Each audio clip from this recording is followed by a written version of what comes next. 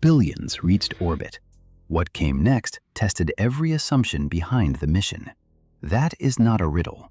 That is an autopsy. At the center of Iridium, not a vanished rocket, not a failed launch, but value that seemed to evaporate between technical triumph and customer reality.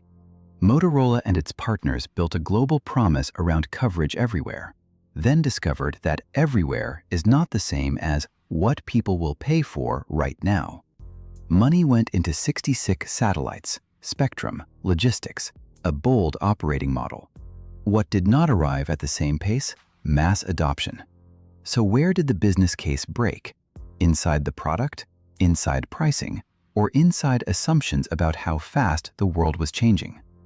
To answer that, we step back before the collapse, before the headlines, to the moment when universal connectivity felt less like a bet and more like an obvious mission. 1985, a Motorola engineer, Barry Bertiger, is on vacation in the Bahamas when a simple question exposes a structural gap. Why can't a business call be placed from a remote island? In that moment, the problem is not convenience, it is geographic exclusion. Inside Motorola, a company identified with the birth of the cell phone, the idea fits an existing doctrine. Communication should not end where towers end.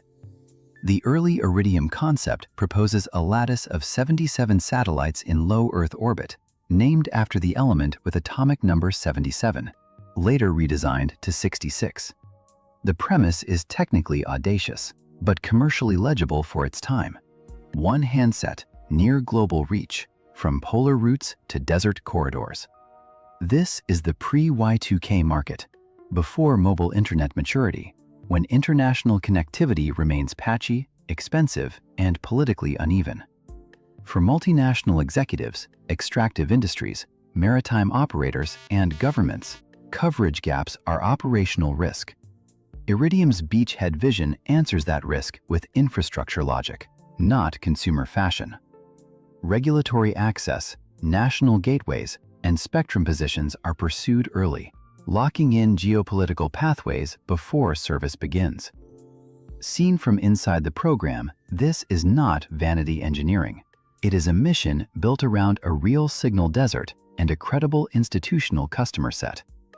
Yet the same long incubation that protects the concept also slows its commercial reflexes. By the time the architecture hardens, the ground market is already moving under it. The physics are solved, capital is committed, manufacturing scales across borders, and the first signs of obsolescence are already in the blueprint. What happens when execution is flawless, but timing is fatal? The build phase looks unstoppable. Motorola and major defense aerospace contractors turn an intricate satellite concept into repeatable industrial output. 66 operational spacecraft from a constellation of nearly 100, with assembly, testing, transport, and launch windows synchronized across multiple countries and multiple rocket providers. Hardware that once belonged to bespoke space programs now moves through something closer to a production rhythm. In public, this reads as proof that complexity can be conquered by scale. In finance, it reads as inevitability. If the network reaches everywhere, demand will follow everywhere. The launch moment becomes civic theater, with Vice President Al Gore placing a ceremonial first call as cameras frame the system as a new layer of modern life. But operational excellence is masking commercial fragility. The handset enters the market as a premium, several $1,000 device, physically bulky, power-hungry, and behaviorally awkward. It asks users to adapt to the machine, orient the antenna to open sky, step outside, find line of sight, and wait for a clean link. That workflow collides with the actual geography of business communication, which happens in offices, vehicles, terminals, dense urban corridors, and other obstructed environments.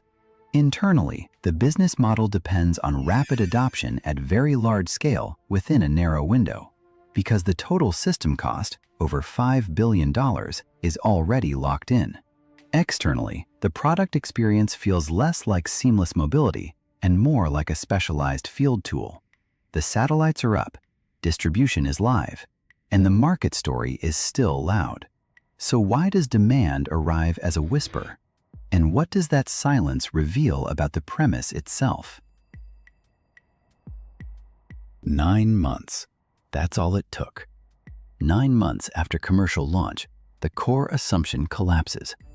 Customers do not reorganize their lives around a satellite phone.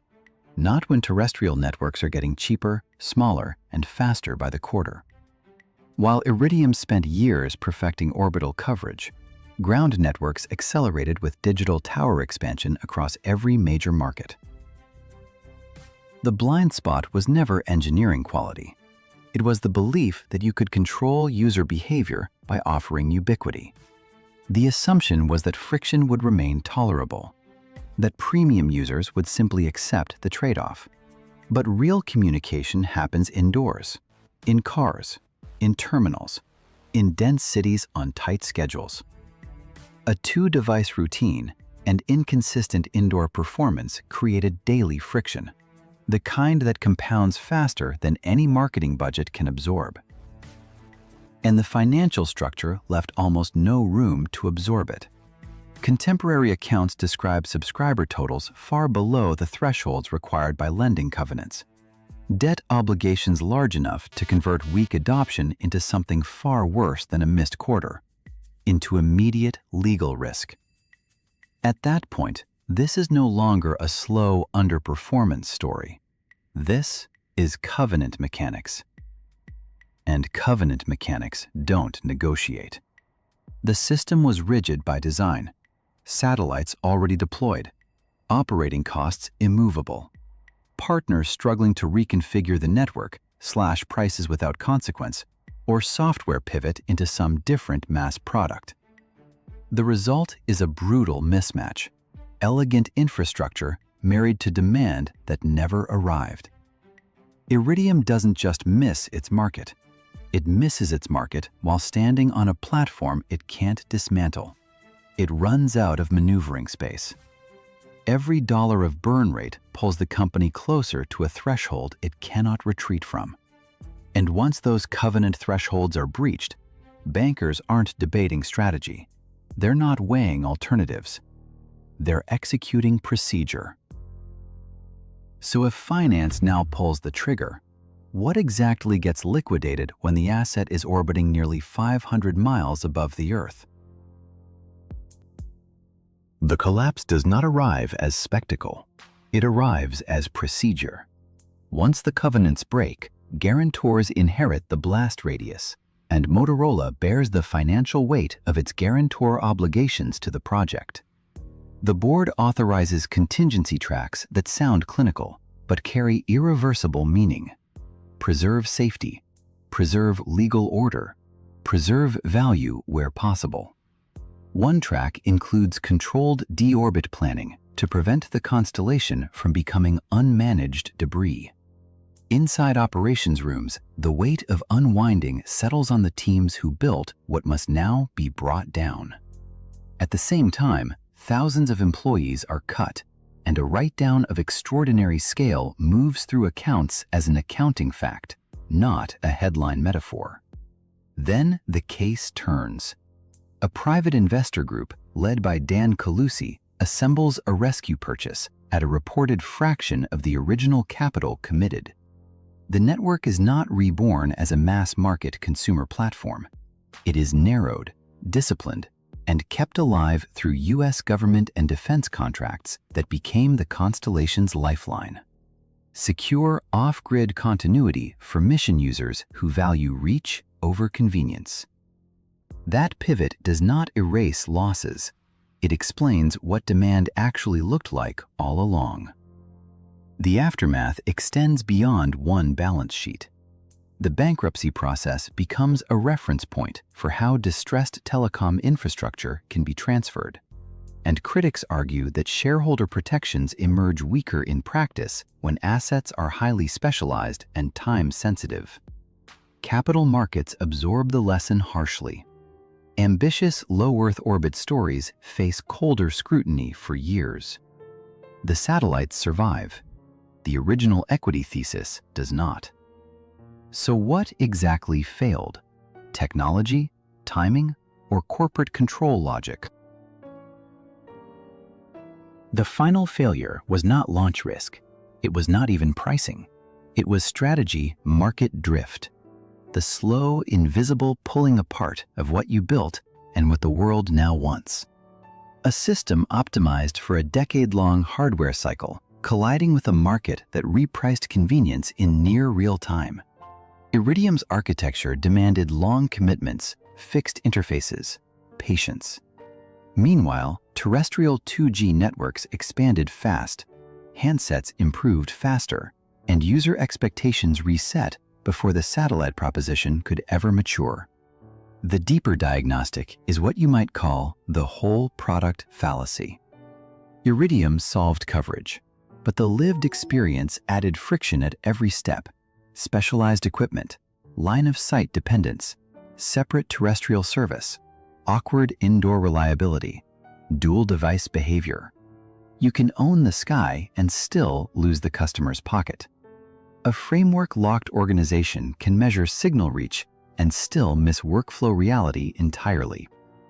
Contemporary analysis confirms projected adoption curves stayed stubbornly optimistic, while device friction and behavior change were consistently underweighted in a demand case. Then comes sunk cost armor. After years of build-out, capital intensity and institutional commitment harden into a decision trap. The same discipline that got the satellites up is what keeps the thesis alive past its expiration date. Pivot feels like betrayal. Persistence feels rational until the market has already voted. So the strategic lesson is not avoid ambition. It is this: test whether your thesis requires competitors to stand still while you execute.